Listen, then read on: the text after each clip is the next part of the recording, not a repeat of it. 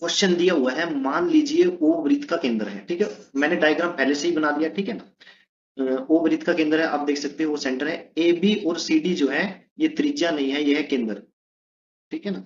केंद्र के एक ही ओर स्थित दो समांतर जिवाएं हैं, यानी ए बी और सी डी दो कोण है जो सेंटर के एक ही साइड है।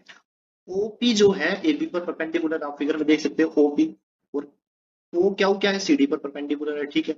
यदि ए बी कितनी है 10 सेंटीमीटर, देखिए ए बी 10 सेंटीमीटर है, ओपी ने इसको दो बराबर भागों में बांट दिया, 5 और 5। उसी तरह सीडी 24 है, ठीक है। तो जो लंब ने इसको भी बराबर के दो बराबर भागों में बांट दिया। पी और क्या 7 सेंटीमीटर है, आप देख सकते हो ये 7 सेंटीमीटर, ठीक है।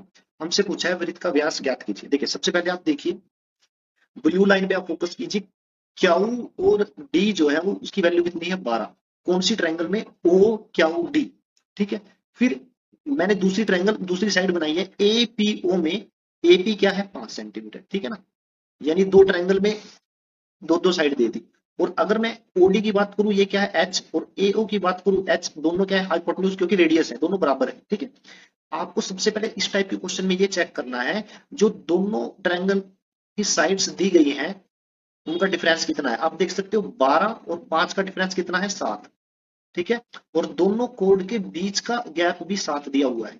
अगर ये दोनों बराबर हैं तो आप समझ जाइए जो 12 और 5 है ये एक्चुअल में दो साइड की वैल्यू है, किसको छोड़ के, एच को छोड़ के, ठीक है ना।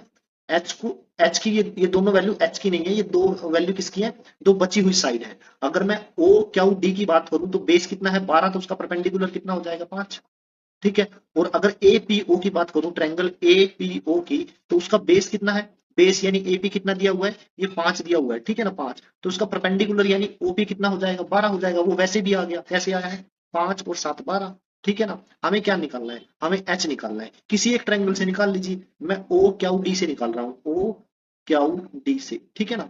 परपेंडिकुलर 5 है, बेस कितना है 12, तो एच की वैल्यू डायरेक्ट याद रख के 13, क्योंकि 5 12 और 13 क्या है फेमस ट्रिपलेट है, ठीक है। तो एच की वैल्यू आ गई। हमें क्या निकालना था, हमें निकालना था व्यास, डायमीटर, वो रेडियस का डबल होता है, व्यास कितना आ जाएगा, यानी डायमीटर आ जाएगा 13, रेडियस आया है 13 दूनी 26, ठीक है ना।